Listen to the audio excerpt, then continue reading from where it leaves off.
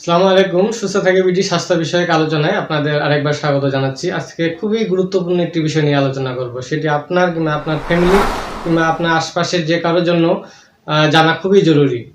আর সেটি হচ্ছে brain stroke. Brain stroke আমরা নামটি অনেকবার শুনেছি বা অনেককে দেখেছি ব্রেন স্ট্রোকে আক্রান্ত হতে। তো কিছু পদক্ষেপ নিলে বা কিছু লক্ষণ থাকে যেগুলো জানলে আপনি নিজেই বুঝতে পারবেন যে এই রোগীটি বা আপনার ফ্যামিলির কেউ স্ট্রোকে আক্রান্ত হচ্ছে, তাকে দ্রুত চিকিৎসার প্রয়োজন। তাই আসুন আমি বিস্তারিত ব্রেন স্ট্রোক নিয়ে বিস্তারিত আলোচনা করব, যাতে আপনি একটি ব্রেন স্ট্রোক সম্পর্কে একটি সাম্যক জ্ঞান বা একটি ধারণা পান, যাতে প্রয়োজনে আপনার এই পরামর্শগুলো কাজে লাগে।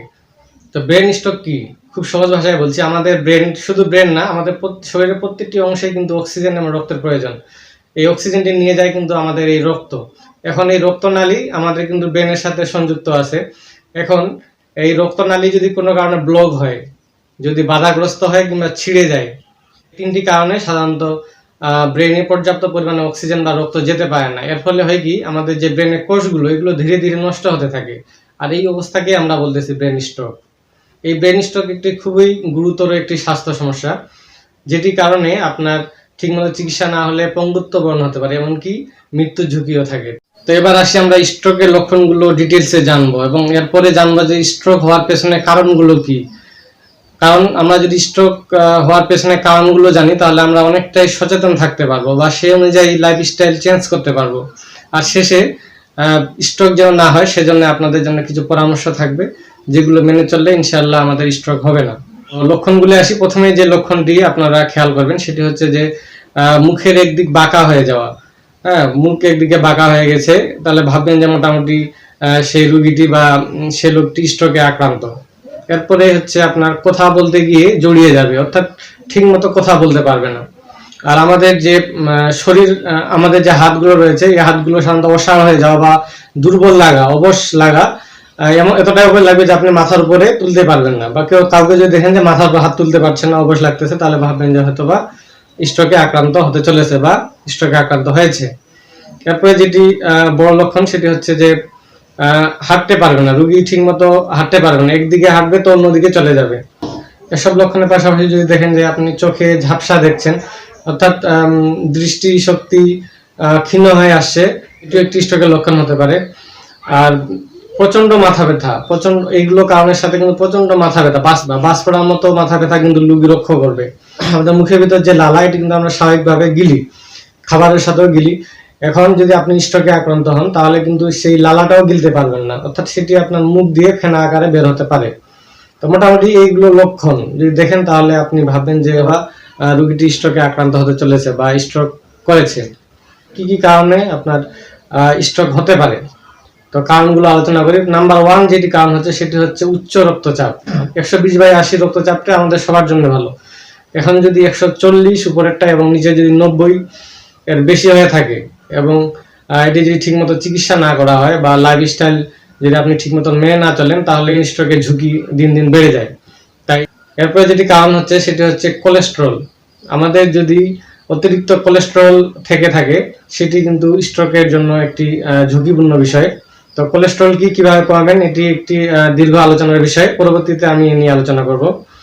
এরপরে যেটি কারণ সেটি হচ্ছে অতিরিক্ত টেনশন করা। আপনি যদি কোনোভাবে মানসিক চাপে বা টেনশনে থাকেন, সেক্ষেত্রে আমাদের হয় কি, রক্তনালীগুলো নেরো হয়ে যায়, রক্ত চলাচল ঠিকমতো করতে পারে না, এ কারণে আপনার স্ট্রোক হতে পারে। এরপর একটি গুরুত্বপূর্ণ কারণ হচ্ছে তামাক জাতীয় দ্রব্য, যেমন বিড়ি রয়েছে, সিগারেট, গুল কিংবা মদ জাতীয় যেসব জিনিস এবং মদ্যপান করা, এসব জিনিসের কারণে কিন্তু স্ট্রোক হতে পারে। তাই এগুলো থেকে সাবধান।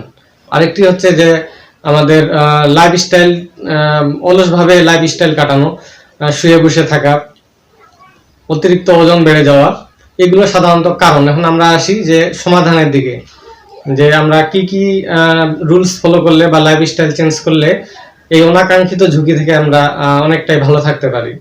তো নাম্বার 1 যেটি হচ্ছে সেটি হচ্ছে আপনার উচ্চ রক্তচাপকে নিয়ন্ত্রণ রাখা। যদি দেখেন আপনার চাপ যদি 140/90 ক্রস করে, তাহলে অবশ্যই আপনি ডাক্তারের শরণাপন্ন হয়ে প্রয়োজনীয় ওষুধ, যেমন প্রেসারের ওষুধ এবং লাইফস্টাইল চেঞ্জ করতে হতে পারে। অর্থাৎ আপনার ব্লাড প্রেশারকে নিয়ন্ত্রণে রাখতে হবে। এবং এর সাথে আপনার যে ডায়াবেটিস অনিয়ন্ত্রিত থাকে, এটাও কিন্তু গুরুত্বপূর্ণ।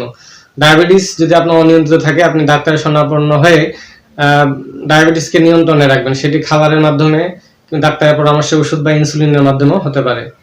হচ্ছে আপনার কোলেস্ট্রলকে নিয়ন্ত্রণে রাখতে হবে। এটি কিভাবে নিয়ন্ত্রণে রাখবেন এটি নিয়ে আমি আর পরবর্তী আলাদা একটু ভিডিও করব। তো মনে রাখবেন যে কোলেস্ট্রল যদি বেশি হয় সেটিও আপনার কিন্তু ঝুঁকি বাড়াতে পারে। আর একটি হলো যে পর্যাপ্ত পরিমাণে কিন্তু ঘুমাতে হবে।